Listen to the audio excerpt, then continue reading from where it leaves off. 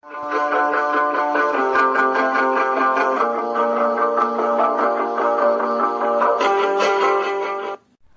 Friends, எல்லாருக்கும் வணக்கம். Welcome to win and shine UPSC.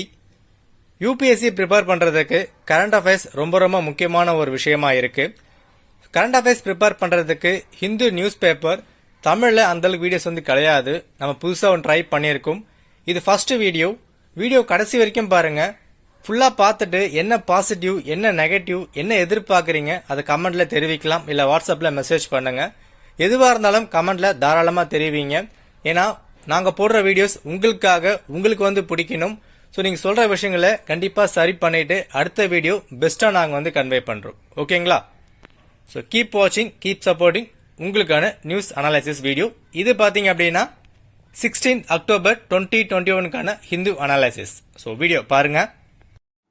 Hello friends, இது உங்கள் வின் அண்ட் ஷைன். நான் உங்கள் சாலுக்கியா செல்லதுரை. இன்றைக்கி நம்ம இன்டூ டேட்டட் அக்டோபர் 16, 2021 பற்றி பார்க்க போகிறோம். ப்ளஸ் நம்ம இங்கே இதில் ப்ரெஸ் இன்ஃபர்மேஷன் பியூரோவில் இருக்க நியூஸையும் கவர் பண்ண போகிறோம். நம்ம இன்றைக்கி ஃபர்ஸ்ட் நியூஸ் என்னென்னு பார்த்துக்கலாம். First TB deaths up in pandemic அப்படின்னு சொல்லி வேர்ல்டு ஹெல்த் ஆர்கனைசேஷன் ரிப்போர்ட் கொடுத்துருக்காங்க. இதுதான் நம்மளுக்கு இன்றைக்கி இருக்க ஃபர்ஸ்ட் நியூஸு. இதில் COVID-19 ரிவர்சஸ் குளோபல் ப்ரோக்ரஸ் இன் டேக்லிங் டிசீஸ் அப்படின்னு சொல்லியிருக்காங்க. இப்போதைக்கு COVID-19 மட்டும்தான் எல்லாரோட பார்வையிலையும் இருக்கிறதுனால மற்ற டிசீசஸ் எல்லாம் நம்ம பெருசாக கண்டுக்கிறது இல்லை. But TB deaths all over the world ஜாஸ்தியாக இருக்குங்கிறத நம்ம ஞாபகம் வச்சுக்கணும். டிபி ஒரு பாக்டீரியா, அதாவது மைக்கோபாக்டீரியம் டியூபர்குலோசிஸ்ங்கிறது ஒரு பாக்டீரியா. இந்த ஆர்டிக்கல்லேருந்து நீங்கள் டேக்அவே பண்ணிக்க வேண்டியது என்னென்னா, மைக்கோபாக்டீரியம் டியூபர்குலோசிஸ் ஒரு பாக்டீரியாங்கிறதுனால ஞாபகம் வச்சுக்கோங்க. ப்ளஸ் 2 டைப்ஸ் ஆஃப் டிபி இருக்குது. என்னென்னா pulmonary TB, extra pulmonary TB அப்படின்னு 2 டைப்ஸ் ஆஃப் டிபி இருக்குது. பல்மனரி டிபினா வெறும் லங்ஸை மட்டும் அஃபெக்ட் பண்ணுற டிபி பல்மனரி டிபின்னு சொல்லுவாங்க. லங்ஸை மட்டும் அஃபெக்ட் பண்ணாமல் மற்ற ஆர்கன்ஸையும் அஃபெக்ட் பண்ணுற டிபி எக்ஸ்ட்ரா பல்மனரி டிபின்னு சொல்லுவாங்க. TB treatable and curable disease. ஓகேங்களா? ப்ளஸ் டிபிக்கு வேக்சினும் இருக்குது. It is called as BCG vaccine அப்படின்னு சொல்லுவாங்க. ஸோ நம்ம வேக்சினை ஞாபகம் வச்சுக்கணும். 2 டைப்ஸ் ஆஃப் டிபி என்ன ஞாபகம் வச்சுக்கணும். மைக்கோபாக்டீரியம் டியூபர்குலோசிஸ் ஒரு பாக்டீரியாங்கிறத நம்ம ஞாபகம் வச்சுக்கணும்.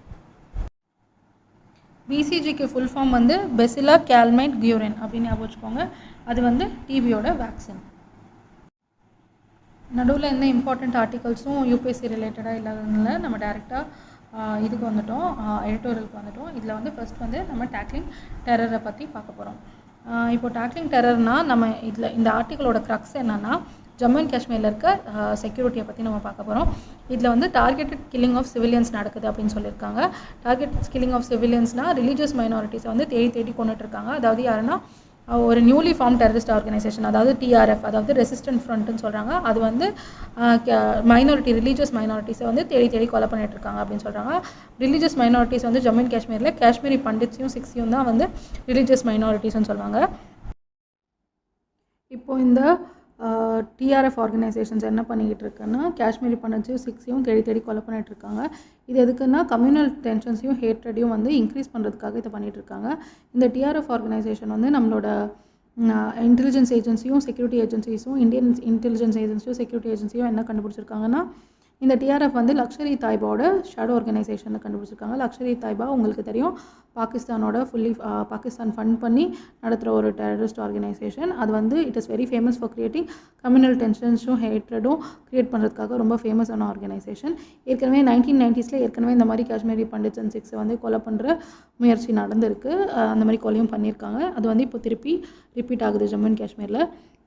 இதில் நம்ம மெயினாக நோட் பண்ண வேண்டிய விஷயம் என்னென்னா, அதாவது பொலிட்டிக்கல் ஃபோர்ஸஸ், என்னென்ன பொலிட்டிக்கல் ஃபோர்ஸஸ்னால் civil society, separatist groups, mosque, அவங்கெல்லாம் இந்த கில்லிங்ஸை கண்டெம் பண்ணியிருக்காங்க.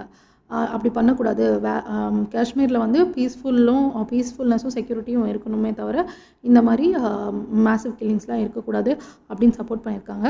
ப்ளஸ் கவர்மெண்ட் அட்மினிஸ்ட்ரேட்டிவ் ஆக்ஷனும் எடுத்திருக்காங்க. என்னென்னா, டெரரிஸ்ட் குரூப்ஸ் மேலே பெரிய கிராக் டவுன் கொண்டு வந்திருக்காங்க. அதாவது என்ன சொல்லுவாங்கன்னா, கவுண்டர் இன்சர்ஜென்சி ஆப்ரேஷன்ஸு, அதுக்கப்புறம் கவுண்டர் டெரரிசம், அந்த மாதிரி நிறைய ஆப்ரேஷன்ஸ் கொண்டு டெரரிஸ்ட்டை பயங்கரமாக கண்ட்ரோல் பண்ணியிருக்காங்க. இப்போ நம்ம ஜம்மு அண்ட் காஷ்மீரில் ஆர்டிகல் 370 இம்ப்ளிமெண்ட் பண்ணதுனால நம்மளுக்கு ஜம்மு அண்ட் காஷ்மீரில் நிறைய ப்ராப்ளம்ஸ் நடந்துகிட்ருக்கு. ஆர்டிகல் 370னால அந்த ஆர்டிகல் 370 இம்ப்ளிமெண்ட் பண்ணதுலேருந்து ஜம்மு அண்ட் காஷ்மீர் வந்து யூனியன் டெரிட்டரியாக வந்து கொண்டு வந்துட்டாங்க. 2 யூனியன் டெரிட்டரியாக கொண்டு வந்ததுனால அதோட ப்ரைட் வந்து கம்மியானதாக அந்த பீப்புள் நினைக்கிறாங்க. அது வந்து ஒரு பொலிட்டிக்கல் வேக்யூமை க்ரியேட் பண்ணியிருக்கு. அந்த பொலிட்டிக்கல் வேக்யூமை க்ரியேட் பண்ணதை வந்து நம்ம கவர்மெண்ட் ஏதாவது சரி பண்ண முடியும். இதை நம்ம எப்படி சொல்லலாம்னா, it is known as an ideological war அப்படின்னு சொல்லலாம்.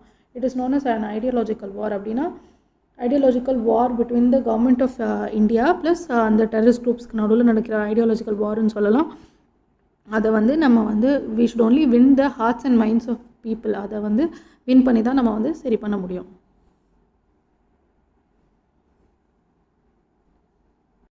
ப்ளஸ் இந்தியன் கவர்மெண்ட் வந்து suspension of rights, political rights, அதுக்கப்புறம் அவங்களோட rights of speech, rights of press, right of internet access எல்லாத்தையுமே கட் பண்ணியிருக்காங்க. அப்படி கட் பண்ணும்போது அந்த இடத்துல நிறைய ப்ராப்ளம்ஸ் தான் க்ரியேட் ஆகுமே தவிர அந்த மக்கள் மனசில் ஒரு இன்செக்யூர்ட் ஃபீலிங் தான் க்ரியேட் ஆகுமே தவிர அவங்க ரொம்ப செக்யூர்டாக ஃபீல் பண்ண மாட்டாங்க. அதை வந்து கவர்மெண்ட் வந்து சரி பண்ணணும் அப்படின்னு இந்த ஆர்டிக்கலில் சொல்லியிருக்காங்க. இப்போ ரொம்ப நாளாக வந்து இந்தியன் கவர்மெண்ட்டுக்கும் அங்கே இருக்க பொலிட்டிக்கல் பார்ட்டிஸ்க்கும் எந்த டைலாக்கும் எந்த ஃப்ரெண்ட்ஷிப் டைலாக்கோ பீஸ்ஃபுல் டைலாக்கோ எதுவுமே நடந்ததில்லை. ஸோ அந்த டைலாக்ஸ் எல்லாம் திருப்பி ரெனியூ பண்ணணும். பொலிட்டிக்கல் பார்ட்டிஸோட இந்தியன் கவர்மெண்ட் வந்து இந்த மாதிரி இப்போ பீஸ்ஃபுல் டைலாக்ஸ் நடத்தணும்னு இந்த ஆர்டிக்கலில் சொல்லியிருக்காங்க. அதே மாதிரி resumption of political and press freedom, அதாவது பொலிட்டிக்கல் ஃப்ரீடமும் ஃபுல்லாக கொடுக்கணும், ப்ரெஸ் ஃப்ரீடமும் ஃபுல்லாக கொடுக்கணும், இன்டர்நெட் ஆக்சஸ் வந்து ஃபுல்லாக கொடுக்கணும் அப்படிங்கிறது தான் மெயினாக இந்த ஆர்டிக்கலில் டேக்லிங் டெரர் அப்படிங்கிற ஆர்டிக்கலில் வந்து மெயினாக சொல்லியிருக்காங்க. இந்த ஆர்டிக்கலோட மெயின் க்ரக்ஸ் என்னென்னா, நம்மளோட கம்யூனல் ஹார்மனியை வந்து நம்ம கம்யூனல் ஹேட்ரடை வந்து ஒழிக்கிறதுனால மட்டும்தான் நம்ம வந்து எடுத்துகிட்டு வர முடியும். கம்யூனல் ஹேட்ரட் இருக்கக்கூடாது. கம்யூனலாக அங்கே இருக்க முஸ்லிம்ஸு, காஷ்மீரி பண்டிட்ஸு, சிக்ஸ் எல்லோரும் பல வருஷங்களாக வந்து ஒன்றா வாழ்ந்துட்டு இருந்தவங்க. அந்த கம்யூனல் ஹார்மனி இன்னமும் மெயின்டைன் ஆச்சுன்னா எந்த ப்ராப்ளம்ஸும் இருக்காது அப்படிங்கிறத இந்த ஆர்டிக்கலில் சொல்லியிருக்காங்க. இப்போ நம்ம நெக்ஸ்ட் ஆர்டிக்கல் பார்க்க போகிறோம். அதாவது ஃபாஸ்ட் ஃபார்வர்ட் வந்து பிரதான் மந்திரி கட்டி சக்தி பற்றி பேசியிருக்காங்க. Gati Shakti can cut logistics cost if it can convince all states to come on board. அதாவது ஸ்டேட் கவர்மெண்ட்ஸும் சென்ட்ரல் கவர்மெண்ட்ஸும் சேர்ந்துச்சுன்னா ஸ்டேட் கவர்மெண்ட்டும் சென்ட்ரல் கவர்மெண்ட்டும் சேர்ந்துச்சுன்னா நம்ம வந்து லாஜிஸ்டிக் காஸ்ட்டை வந்து பயங்கரமாக கட் பண்ணலாம் அப்படிங்கிறது தான் இந்த கட்டி சக்தியோட பிளான். அதாவது இதை வந்து நேஷ்னல் மாஸ்டர் பிளான்னே சொல்லலாம். இதில் வந்து சென்ட்ரல் ஸ்டேட் கோஆர்டினேஷன் வந்து ரொம்ப ரொம்ப இம்பார்ட்டண்ட். எந்த ஒரு பிளான் கொண்டு வந்தாலும் சென்ட்ரல் ஸ்டேட் கோஆர்டினேஷன் வந்து அந்த பிளானை வந்து கரெக்டாக இம்ப்ளிமெண்ட் பண்ணுறதுக்கு வந்து சென்ட்ரல் ஸ்டேட் கோஆர்டினேஷன் வந்து ரொம்ப ரொம்ப முக்கியம் அப்படிங்கிறத வந்து நீங்கள் படிச்சுக்கோங்க. இந்த கட்டி சக்தி ப்ரோக்ராமில் வந்து நம்ம இன்டகிரேஷன் ஆஃப் இன்ஃப்ராஸ்ட்ரக்சர் இனிஷியேட்டிவ்ஸ், அதாவது மொத்த இன்ஃப்ராஸ்ட்ரக்சர் இனிஷியேட்டிவ்ஸ் என்னென்ன மினிஸ்ட்ரிஸில் இருக்க எல்லா இன்ஃப்ராஸ்ட்ரக்சர் இனிஷியேட்டிவ்ஸையும் வந்து நம்ம மொத்தமாக இன்டகிரேட் பண்ண போகிறோம். நான் சொல்கிறது வந்து பாயிண்ட்ஸை நோட் பண்ணி வச்சுக்கிட்டிங்கன்னா உங்களுக்கு ரிவைஸ் பண்ணுறதுக்கு யூஸ்ஃபுல்லாக இருக்கும்.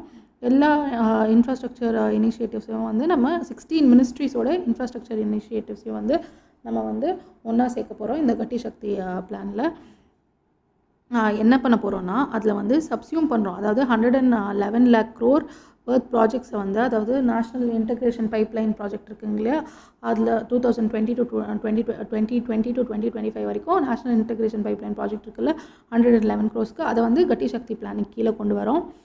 அதாவது டெக்னிக்கல் அண்ட் அட்மினிஸ்ட்ரேட்டிவ் சொல்யூஷன், அதாவது நம்ம டெக்னாலஜியை வச்சு ப்ளஸ் ஜிபிஎஸை வச்சு அப்புறம் வந்து இன்ஃபர்மேஷன் சிஸ்டம்ஸ் இதெல்லாம் வச்சு டேட்டா டூல்ஸ் இதெல்லாம் வச்சு எப்படி வந்து நம்ம எல்லா மினிஸ்ட்ரிஸ் கீழேயும் இருக்க இன்ஃப்ராஸ்ட்ரக்சர் இனிஷியேட்டிவ்ஸை வந்து இன்டகிரேட் பண்ணுறாங்கிறத பற்றி தான் இந்த கட்டி சக்தி பிளானு. இப்போ ஒரு மினிஸ்ட்ரிஸும் தனித்தனியாக வந்து பிளானை இம்ப்ளிமெண்ட் பண்ணுறதுனால தான் இந்த மாதிரி பிரேக்ஸ் எல்லாம் நடக்குது. என்னென்னா டிலே நடக்குது, ப்ராஜெக்ட்ஸில் ப்ராப்பர் இன்டகிரேஷன் இல்லை, அதனால நிறைய ப்ராஜெக்ட்ஸ் வந்து டிலே ஆகுது. அந்த ப்ராப்ளம்ஸ் எல்லாம் வந்து சரி பண்ணுறதுக்காக தான் இந்த கட்டி சக்தி கொண்டு வந்திருக்காங்க. இதில் வந்து மல்டி மோடல் கனெக்டிவிட்டி ப்ராஜெக்ட்ஸ், அதாவது மல்டி மோடல் கனெக்டிவிட்டி ப்ராஜெக்ட்ஸ்க்கு தான் ரொம்ப இம்பார்ட்டன்ஸ் கொடுக்குறாங்க. அதாவது ரெயில், ரோடு, போர்ட்டு மூணுமே கனெக்ட் ஆகிற மாதிரி. இப்போ என்னென்னா எமிஷன்ஸை வந்து நம்ம ரெடியூஸ் பண்ணோம்னா ரோட்லேருந்து ஃப்ரைட் டிரான்ஸ்போர்ட்டுக்கு நம்ம மாறிட்டோம்னா நம்ம வந்து எமிஷன்ஸை வந்து நிறையா கட் பண்ண முடியும். ஸோ மோஸ்ட்டாக இந்த கட்டி சக்தி பிளான் வந்து ரோட்லேருந்து ஃப்ரைட் டிரான்ஸ்போர்ட்டுக்கு தான் நிறையா இம்பார்ட்டன்ஸ் கொடுக்குறதா இருக்காங்க. இந்த கட்டி சக்தி பிளான் வந்து கரெக்டாக நடந்துச்சுன்னா நம்ம வந்து 14% ஆஃப் ஜிடிபி வந்து இன்ஃப்ராஸ்ட்ரக்சருக்கு கொடுக்குறோம், அதாவது லாஜிஸ்டிக்ஸ்க்கு வந்து கொடுத்துட்ருக்கோம். அந்த கட்டி சக்தி பிளான் கரெக்டாக இம்ப்ளிமெண்ட் ஆச்சுன்னா நம்ம வெறும் 8% மட்டும் கொடுத்தா போதும் அப்படிங்கிற நிலைமை இருக்குது. ஸோ வந்து இந்த கட்டி சக்தி பிளானை கரெக்டாக இம்ப்ளிமெண்ட் பண்ணால் நம்மளுக்கு காஸ்ட்டும் கட் ஆகும், எஃபிஷியன்சி வந்து ஜாஸ்தியாகும், லாஜிஸ்டிக்ஸ்க்கு வந்து நம்ம செலவு பண்ணுற காசு வந்து ரொம்ப கம்மியாகும். ப்ளஸ் ரெடியூஸ் இன் இன்புட் காஸ்ட்டும் நடக்கும். அதாவது நம்ம ரோட் டிரான்ஸ்போர்ட், அதாவது நம்மளோட லாரிக்கோ இல்லை வேறு என்ன வெஹிக்கிள் ரோட்டில் போனாலும் அதுக்கு நம்ம வந்து டீசல் செலவு பண்ணோம். அந்த டீசல் ரேட்டை நம்ம கட் பண்ணோனாலே நம்மளோட லாஜிஸ்டிக்ஸ் காசு பயங்கரமாக கம்மியாகும். இந்த கட்டி சக்தி பிளானில் ஃபர்ஸ்ட் பாயிண்ட்லேயே நான் சொல்ல மாதிரி இதில் ரொம்ப இம்பார்ட்டண்ட்டாக நோட் பண்ண வேண்டிய பாயிண்ட் என்னென்னா சென்ட்ரல் ஸ்டேட் ரிலேஷன்ஸ். நம்ம எக்கனாமிக் சர்வே 2021 சொல்லியிருப்பாங்க. அதாவது active cooperation between central and states இருந்தால் தான் எந்த பிளானையுமே நம்ம வந்து கரெக்டாக இம்ப்ளிமெண்ட் பண்ண முடியும்னு. ஸ்டேட்ஸ் வந்து என்ன வந்து கட்டி சக்தி பிளானுக்காக பண்ண முடியும்னா அவங்க வந்து லேண்ட் அவைலபிலிட்டி, லோக்கல் பீப்புள் கிட்டேருந்து கன்சென்சஸ் வாங்கணும். அதுக்கப்புறம் போர்ட் லிங்கேஜஸ், ஸ்டேட்டில் இருக்க போர்ட்ஸை வந்து லிங்க் பண்ணால் தான் நம்ம கரெக்டான லாஜிஸ்டிக்ஸை வந்து ட்ரான்ஸ்போர்ட் பண்ண முடியும். லாஜிஸ்டிக் ட்ரான்ஸ்போர்ட்டேஷன்லாம் நடக்கும். அதை வந்து நம்ம கரெக்டாக பார்த்துக்கணும். இப்போ இந்த கட்டி சக்தி பிளான் மூலமா நம்ம வந்து COVID-19 நடந்த எக்கனாமிக் ஸ்லோ டவுன் வந்து நல்லா கம்மி பண்ணலாம், நல்லா வந்து சரி பண்ணலாம். ப்ளஸ் ஜாப் வந்து கிடைக்கும், இன்கம் லாஸஸை வந்து சரி பண்ண முடியும் நிறைய பேருக்கு ஜாப் கிடைக்கிறதுனால. அதுக்கப்புறம் நம்ம கன்சம்ஷன் டிமாண்டையும் வந்து இன்க்ரீஸ் பண்ண முடியும். இது வந்து எக்கனாமியை வந்து பூஸ்ட் பண்ணும். பிகாஸ் இன்ஃப்ராஸ்ட்ரக்சர் அண்ட் லாஜிஸ்டிக்ஸ் வந்து பேசிக்காகவே வந்து எக்கனாமியை வந்து பூஸ்ட் பண்ணும். இதை வந்து ஸ்டேட்ஸ் வந்து எப்படி சென்ட்ருக்கு ஹெல்ப் பண்ணலான்னா லேண்ட் எக்வசிஷன் பண்ணி கொடுக்கலாம். என்விரான்மெண்டல் இஷ்யூஸை பற்றி அவங்க வந்து என்விரான்மெண்டல் இஷ்யூஸ்லாம் நடக்கும். இந்த மாதிரி போர்ட்டை லிங்க் பண்ணுறதுனால என்விரான்மெண்டல் இஷ்யூஸ்லாம் வரும். அதே மாதிரி ஃபெடரல் இஷ்யூஸ் நடக்கும். சென்டருக்கும் ஸ்டேட்டுக்கும் நடுவில் இருக்க ப்ராப்ளம்ஸ் எல்லாத்தையும் அவங்க சால்வ் பண்ணி கட்டி சக்தி பிளானை வந்து கரெக்டாக கொண்டு வந்தாங்கன்னா நம்மளால் வந்து நம்மளோட எக்கனாமிக் லாஸஸ் எல்லாம் சரி பண்ணி நம்மளோட இன்ஃப்ராஸ்ட்ரக்சர் ப்ராஜெக்ட்ஸ் எல்லாம் கரெக்டாக இன்டெகிரேட் பண்ணி நம்மளால் நல்லபடியாக இருக்க முடியும். இப்போ நம்ம நெக்ஸ்ட் ஆர்டிக்கல் பார்க்கலாம். இது வந்து aim to make India military power in its own strength அப்படின்னு பிரைம் மினிஸ்டர் சொல்லியிருக்காரு. அது வந்து என்னென்னா Modi formally launches 7 defence public sector units incorporated after dissolution of OFB. OFBனா ஆர்டினன்ஸ் ஃபேக்ட்ரி போர்டு. அந்த ஆர்டினன்ஸ் ஃபேக்ட்ரி போர்டை வந்து டிசால்வ் பண்ணிவிட்டு 7 டிஃபென்ஸ் பப்ளிக் செக்டர் யூனிட்ஸை வந்து கொண்டு வந்திருக்காங்க. அது என்னென்னு வந்து நம்ம இப்போ பார்ப்போம். ஃபஸ்ட்டு நம்ம எதுக்காக இதை வந்து டிசால்வ் பண்ணாங்கன்னு தெரிஞ்சுப்போம். அதாவது நம்மளுக்கு வந்து 41 OFBs இருந்துச்சு. அந்த 41 OFBஸில் வந்து நிறைய ப்ராப்ளம்ஸ் இருந்துச்சு. அதாவது புவர் குவாலிட்டி, அதுக்கப்புறம் காஸ்ட் வந்து ஜாஸ்தியாக இருந்துச்சு அப்படின்னு சொல்லி இந்த OFBs எதுக்குன்னா ஆர்டினன்ஸ் ஃபேக்ட்ரி போர்ட்ஸ் எதுக்குன்னா அம்யூனிஷன்ஸும் மிலிட்ரி எக்யூப்மெண்ட்ஸும் க்ரியேட் பண்ணுறதுக்காக. அது எதுக்குன்னா ஆர்ம்ட் ஃபோர்ஸஸ்க்கும் செக்யூரிட்டி ஃபோர்ஸஸ்க்கும் மிலிட்ரி வெப்பன்ஸ் க்ரியேட் பண்ணுறதுக்காக தான் இந்த OFBs இருந்துச்சு. அந்த OFBஸ்லேருந்து நிறைய 41 OFBஸ்லேருந்து நிறைய கம்ப்ளைண்ட்ஸ் வந்ததுனால இப்போ அதை வந்து இன்எஃபிஷியன்ட் ஸ்ட்ரக்சராக இருக்கிறதுனால அதை வந்து டிசால்வ் பண்ணிவிட்டு 7 DPSUs கொண்டு வந்திருக்காங்க. இந்த 7 DPSUs என்னென்னா இதை நீங்கள் நோட் பண்ணிக்கோங்க.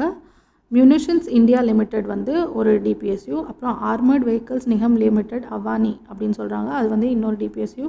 அதுக்கப்புறம் advanced weapons and equipment India limited AWE இன்னொரு விங்குன்னு சொல்கிறாங்க. அதுக்கப்புறம் troupe comforts limited TCL, Yatra India limited, அப்புறம் கிளைட்ஸ் இந்தியா லிமிடெட் GLI, அப்புறம் இந்தியா ஆப்ரேஷனல் லிமிடெட். இந்த 7 இதையும் கொண்டு வந்திருக்காங்க.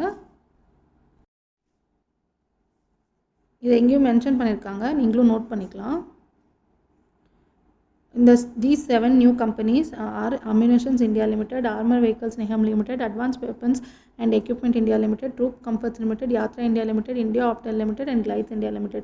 இது வந்து நல்லா ஞாபகம் வச்சுக்கோங்க. இதில் வந்து கொஸ்டின்ஸ் வரதுக்கு வாய்ப்பு இருக்குது. இப்போ நம்ம நெக்ஸ்ட் ஆர்டிக்கலுக்கு போகலாம். Former CEC flags security concerns over e-voting. Chief election commissioners வந்து ஃபார்மர் சீஃப் எலெக்ஷன் கமிஷனர் என்ன சொல்லியிருக்காங்கன்னா இப்போ வந்து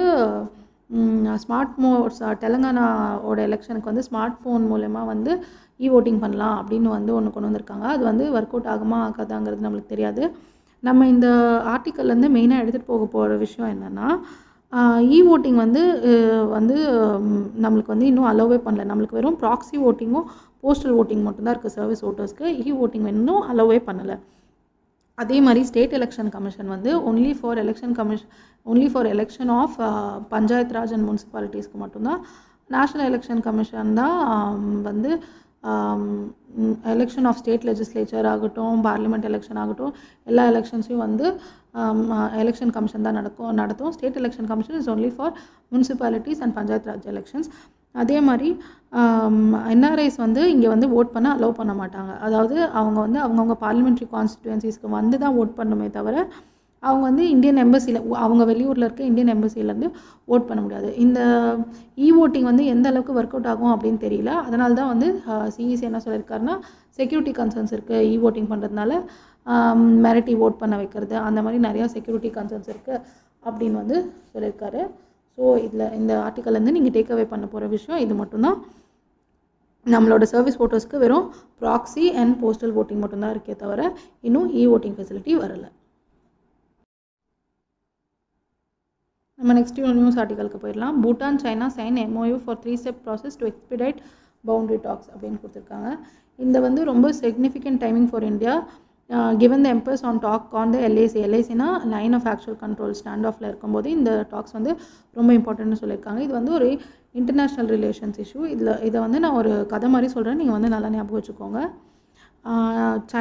சைனாக்கும் பூட்டானுக்கும் இருக்கிறது வந்து ஒரு 470 கிலோமீட்டர்ஸ் பார்டர் 470 கிலோமீட்டர்ஸ் பார்டர் இருக்குது.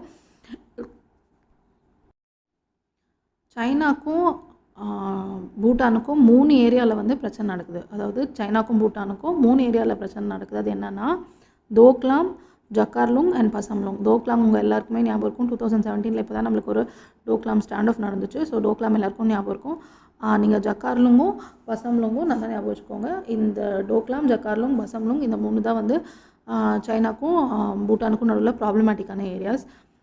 1984 அதாவது 1984 நடந்துகிட்ருக்கு, டாக்ஸ் நடந்துகிட்ருக்கு. அதாவது இந்த இஷ்யூஸை வந்து சால்வ் பண்ணுறதுக்காக 1984 டாக்ஸ் நடந்துகிட்ருக்கு. 2016 வரைக்கும் டாக்ஸ் நடந்துகிட்டு இருந்துச்சு. 24 ரவுண்ட்ஸ் ஆஃப் டாக்ஸ் நடந்திருக்கு இது வரைக்கும். இந்த 24 ரவுண்ட்ஸ் ஆஃப் டாக்ஸில் 1984 2007 வரைக்கும் இந்தியா வந்து அந்த டாக்ஸில் இருந்தாங்க. ஏன்னா 1949 வந்து ஒரு அக்ரிமெண்ட் சைன் பண்ணியிருந்தாங்க. 1949 வந்து இந்தியாவும் பூட்டானும் ஒரு அக்ரிமெண்ட், அதாவது friendship and peace agreement sign பண்ணியிருந்தாங்க. அந்த ஃப்ரெண்ட்ஷிப் அண்ட் பீஸ் அக்ரிமெண்ட் படி பூட்டானோட ஃபாரின் பாலிசியை வந்து இந்தியா பார்த்துக்கும். அதே மாதிரி பூட்டானுக்கு ஏதாவது டிஃபென்ஸ் ப்ராப்ளம் ஏதாவது வந்துச்சுன்னா அதையும் வந்து இந்தியா பார்த்துக்கும். அதாவது பூட்டான் வந்து அவங்களோட ஃபாரின் பாலிசியை வந்து இந்தியா கையில் கொடுத்துருந்தாங்க, ப்ளஸ் அவங்க டிஃபென்ஸை பார்த்துக்கிறதையும் வந்து இந்தியா கையில் கொடுத்துருந்தாங்க. அதாவது ஒரு ஃப்ரெண்ட்ஷிப் ட்ரீட்டின்னு சொல்லலாம்.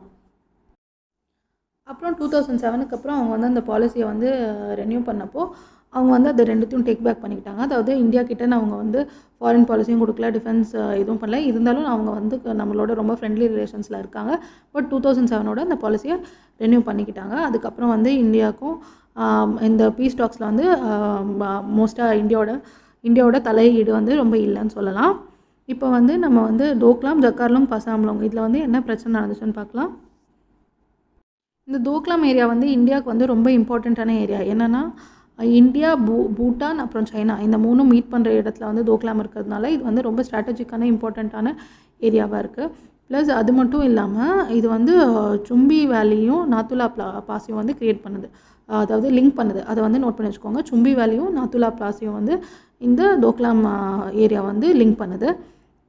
இது வந்து தோக்லாம் ஏரியா வந்து ரொம்ப பக்கமாக இருக்குது. எதுக்குன்னா சிலிகுரி காரிடோர் அப்படின்னு சொல்லுவாங்க.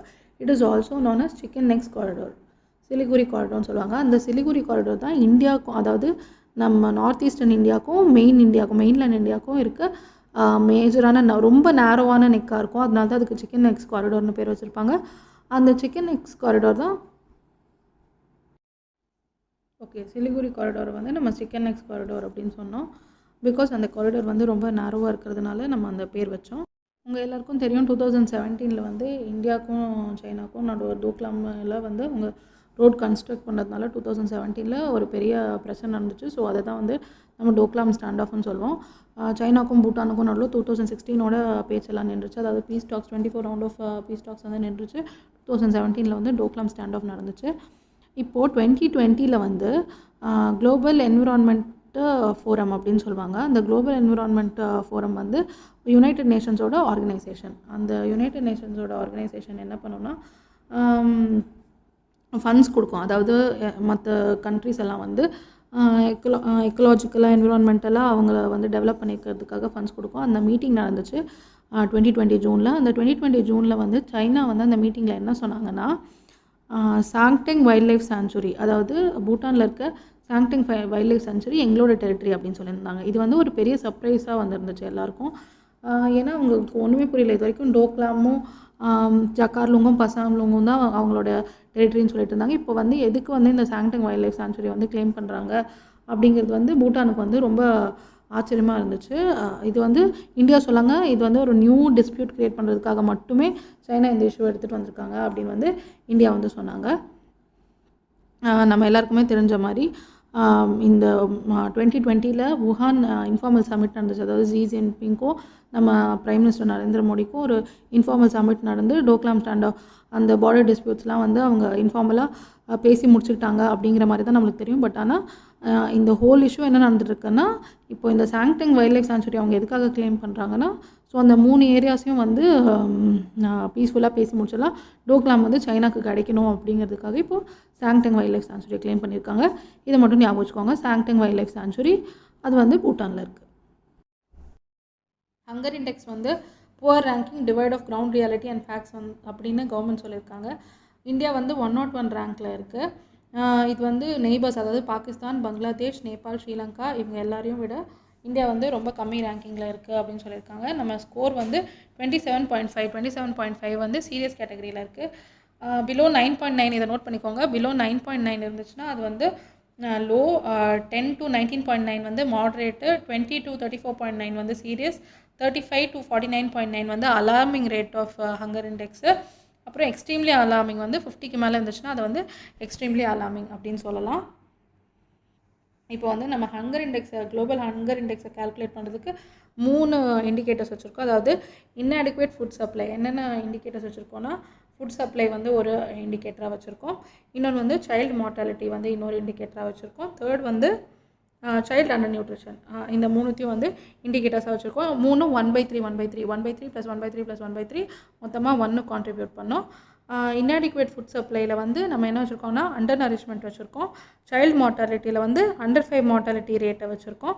அண்ட் சைல்டு அண்டர் நியூட்ரிஷனில் வந்து வேஸ்டிங்க்கு 1/6 பாயிண்ட்ஸும் ஸ்டண்டிங்க்கு 1/6 பாயிண்ட்ஸும் கொடுத்துருக்கோம். இதை வந்து நீங்கள் ஞாபகம் வச்சுக்கணும். இங்கே கொடுத்துருக்காங்க பாருங்கள். இந்த குளோபல் ஹங்கர் இண்டெக்ஸ் வந்து நம்ம வந்து 3 டைமென்ஷன்ஸ் 4 இண்டிகேட்டர்ஸ் வச்சு கேல்குலேட் பண்ணுறோம். 4 இண்டிகேட்டர்ஸ் என்னென்னா under nourishment, child wasting, child stunting and child mortality. Hunger வந்து 0 to 100 பாயிண்ட் ஸ்கேலில் வந்து வச்சுருப்பாங்க. ஏற்கனவே சொன்ன மாதிரி 50க்கு மேலே போச்சுன்னா அது வந்து அலார்மிங் ஸ்கேல்னு வச்சுக்கலாம். 0 வந்து பெஸ்ட்டு ஸ்கோர், அதாவது 0னா நோ ஹங்கர், 100 ஸ்கேல் இருந்துச்சுன்னா வந்து சீரியஸ் ஹங்கர் இருக்குது, அப்படி சுத்தமாக பயங்கரமான ஹங்கர் இருக்குது அப்படிங்கிறத நம்ம ஞாபகம் வச்சுக்கணும். 2021 India was calculated serious category. நாங்கள் ஏற்கனவே உங்களுக்கு எவ்வளோ ஸ்கோர் வந்துச்சுன்னு சொன்னேன். இந்தியா வந்து சீரியஸ் கேட்டகரியில் இருக்குது. இந்த ஆர்டிக்கலில் வந்து publishing agencies of global hunger report அப்படின்னு கொடுத்துருக்காங்க இந்த இடத்துல. அதாவது concern worldwide and Welthungerhilfe, அது வந்து 2 ஆர்கனைசேஷன்ஸ் வந்து குளோபல் ஹங்கர் ரிப்போர்ட்டை வந்து பப்ளிஷ் பண்ணுறாங்க. இதையும் வந்து நல்லா ஞாபகம் வச்சுக்கோங்க. இப்போ நம்ம நெக்ஸ்ட் நியூஸ் ஆர்டிக்கலுக்கு போயிடலாம். இங்கே நம்ம India US ministerial dialogue adds focus on climate ஃபினான்ஸை பற்றி பார்க்க போகிறோம். இங்கே என்ன நடந்திருக்குன்னா, இந்தியாவுக்கும் யூஎஸ்க்கும் நடுவில் 8th மினிஸ்ட்ரியல் டயலாக் நடந்திருக்கு. 8th மினிஸ்ட்ரியல் டயலாக் எதுக்குன்னா, மெயின் ஃபோக்கஸ் வந்து கிளைமேட் ஃபைனான்ஸுக்காக சொல்லியிருக்காங்க. அதாவது பாரிஸ் அக்கார்ட் 2015 படி எல்லா டெவலப்ட் நேஷன்ஸும் வந்து 100 பில்லியன் per year வந்து டெவலப்பிங் நேஷன்ஸ்க்கும் ஸ்மால் நேஷன்ஸ்க்கும் கொடுக்கணும் அப்படிங்கிற ஒரு அக்ரிமெண்ட் கொண்டு வந்திருந்தாங்க 2015 பாரிஸ் அக்கார்ட் படி. அந்த பாரிஸ் அக்கார்டை வந்து ஸ்ட்ரெஸ் பண்ணணும் அப்படிங்கிறது தான் இந்தியாவோட நோக்கம். அதாவது கிளைமேட் ஃபைனான்ஸ் கொடுக்கணும், அதாவது பப்ளிக்கு ப்ரைவேட் எல்லாருமே சேர்ந்து, பப்ளிக் ப்ரைவேட் கவர்மெண்ட் எல்லாருமே சேர்ந்து கிளைமேட் ஆக்ஷன்ஸ்க்கு வந்து ஃபண்ட் பண்ணணும் அப்படிங்கிறது தான் 2015 பாரிஸ் அக்கார்டோட எய்மு. இது எதுக்குன்னா mitigation and adaptation of climate சேஞ்சஸை வந்து மிட்டிகேட் பண்ணுறதுக்கும் அதுக்கு ஈஸியாக அடாப்ட் பண்ணிக்கிறதுக்காகவும் அந்த கிளைமேட் ஃபினான்ஸை வந்து கொடுக்குறதா முடிவு பண்ணியிருந்தாங்க. இந்த கான்ஃபரன்ஸ் ஆஃப் பார்ட்டிஸ் நடக்கும் இல்லையா, எல்லா ஆர்கனைசேஷன்ஸ்க்கும் conference of parties 26th conference of parties நடக்குது. எங்கன்னா இந்த 26th கான்ஃபரன்ஸ் ஆஃப் பார்ட்டி வந்து கிளாஸ்கோ யூகேல நடக்குது. இப்போது ஒரு மெயினான விஷயம் நம்ம ஞாபகம் வச்சுக்கணும். என்னென்னா, இந்தியாவுக்கும் யூஎஸ்க்கும் நடுவில் ஒரு ப்ராப்ளம் நடக்குது. என்னென்னா, நெட் ஜீரோ எமிஷன்ஸை வந்து இந்தியா வந்து அடாப்ட் பண்ணிக்கணும். அது வந்து ஒரு பைண்டிங்கான ட்ரீட்டி. அதை வந்து இந்தியா அடாப்ட் பண்ணிக்கணும், சைனாவும் அடாப்ட் பண்ணிக்கணும். அந்த மாதிரி பெரிய கண்ட்ரிஸ்லாம் அடாப்ட் பண்ணதுனால இந்தியாவும் அடாப்ட் பண்ணிக்கணும் அப்படின்னு வந்து யூஎஸ் சொல்லியிருக்காங்க. நம்ம வந்து நெட் ஜீரோ எமிஷன்ஸை வந்து அடாப்ட் பண்ண மாட்டோங்கிறதுல ரொம்ப கன்ஃபார்மாக இருக்கும். ஏன்னா ரெண்டு விஷயம் இருக்குது. ஃபஸ்ட்டு என்னென்னா, நம்மள வந்து ஹிஸ்ட்ரி ஆஃப் எமிஷன்ஸ் கிடையாது. நம்மக்கிட்ட ஹிஸ்ட்ரி ஆஃப் எமிஷன்ஸில் நம்மளோட பேரே கிடையாது, இந்தியாவோட பேர் வந்து கிடையாது. செகண்ட் பாயிண்ட் வந்து நம்ம பாரிஸ் டார்கெட்ஸ் வந்து வெல் அஹெட் ஆஃப் மற்ற கண்ட்ரீஸ் எல்லாம் விட நம்ம வெல் அஹெடாக வந்து பாரிஸ் டார்கெட்ஸ் கிட்ட போயிட்டுருக்கோம். ஸோ நம்ம வந்து அந்த நெட் ஜீரோ எமிஷன்ஸை வந்து ஃபாலோ பண்ண மாட்டோம் அப்படின்னு சொல்லியிருக்கோம். 26th கான்ஃபரன்ஸ் ஆஃப் பார்ட்டி வந்து கிளாஸ்கோ யூகேல நடக்குதுன்னு ஞாபகம் வச்சுக்கோங்க. அதே மாதிரி நெட் ஜீரோ எமிஷன்ஸை வந்து இந்தியா வந்து ஃபாலோ பண்ண மாட்டேன் அப்படின்னு சொல்லிட்டாங்க அப்படிங்கிறதையும் நல்லா ஞாபகம் வச்சுக்கோங்க. இப்போ வந்து யூபிஎஸ்சி வந்து ஸ்போர்ட்ஸ் கொஸ்டின்ஸும் கேட்க ஆரம்பிச்சிட்டாங்க. ஸோ நம்ம வந்து ஸ்போர்ட்ஸையும் வந்து ஒரு கிளான்ஸ் பார்த்துக்கிறது வந்து நம்மளுக்கு சேஃபர் சைடுன்னு சொல்லலாம். India loses to Denmark in Thomas cup quarter finals அப்படின்னு சொல்லியிருக்காங்க. தாமஸ் கப் வந்து பேட்மிண்டனுக்காக கொடுக்குறது. தாமஸ் கப் வந்து மென் விளையாடினா அது பேர் தாமஸ் கப்பு. இதே உமன் வந்து பேட்மிண்டன் விளையாடினா அது வந்து உபர் கப் அப்படின்னு சொல்லுவாங்க. இந்த பாயிண்ட்டை வந்து நீங்கள் நோட் பண்ணி வச்சுக்கோங்க. மென் விளையாடினா அது வந்து தாமஸ் கப், இதே வந்து உமன் விளையாடினா அது பேர் உபர் கப். இன்றைக்கி வந்து பிஐபியில் வந்து பெருசாக எந்த நியூஸும் கவர் ஆகலை. PM pays tribute to APJ Abdul Kalam அப்படிங்கிறது மட்டும்தான் கவர் பண்ணியிருக்காங்க. ப்ளஸ் இந்த fallen stubble burning incidents in Punjab Haryana அது வந்து பிஐபியில் கவர் பண்ணியிருக்காங்க. அதாவது சிஏக்யூஎம் அப்படின்னு சொல்கிற ஆர்கனைசேஷன், அதாவது ஏர் குவாலிட்டி மேனேஜ்மெண்ட்டை வந்து கண்ட்ரோல் பண்ணுற ஆர்கனைசேஷன், அதாவது மானிட்டர் பண்ணுற ஆர்கனைசேஷன் சொல்லியிருக்காங்க. ஸ்டபிள் பர்னிங் வந்து பஞ்சாப்லேயும் ஹரியானாலையும் ரொம்ப டிக்ரீஸ் ஆயிருக்கு அப்படின்னு சொல்லியிருக்காங்க. செப்டம்பர் 15 அக்டோபர் 14 வரைக்கும் 69.49% இருந்தது பஞ்சாபில், அப்புறம் 18.28 இருந்தது ஹரியானாவில், 47.61 இருந்தது மற்ற என்சிஆர் டிஸ்ட்ரிக்ஸில் வந்து ரொம்ப கம்மியாக இருக்குது அப்படின்னு சொல்லியிருக்கானுங்க. ஸ்டபிள் பர்னிங்னா என்னதான், நம்ம அக்ரிகல்ச்சர் வேஸ்ட்டை வந்து அதாவது அறுவடை பண்ணதுக்கப்புறம் மிச்சம் இருக்கிறத வந்து பர்ன் பண்ணுறதுனால நிறையா பொல்யூஷன் காஸ் ஆகுது. அதை தான் வந்து ஸ்டபிள் பர்னிங்னு சொல்லுவாங்க. இந்த ஸ்டபிள் பர்னிங் இன்சிடென்ட்ஸ் வந்து ரொம்ப கம்மியாக இருக்குது அப்படின்னு வந்து சிஏக்யூஎம் வந்து ரிப்போர்ட் கொடுத்துருக்காங்க. அவ்வளோதான் ஃப்ரெண்ட்ஸ். இன்னையோட இந்த நியூஸோட 16th October 2021 இண்டோவையும் பிஐபியும் கவர் பண்ணி முடிக்கிறோம். நாளைக்கு நியூஸை நாளைக்கு பார்க்கலாம். All the best. நல்லா படிங்க. தேங்க்யூ.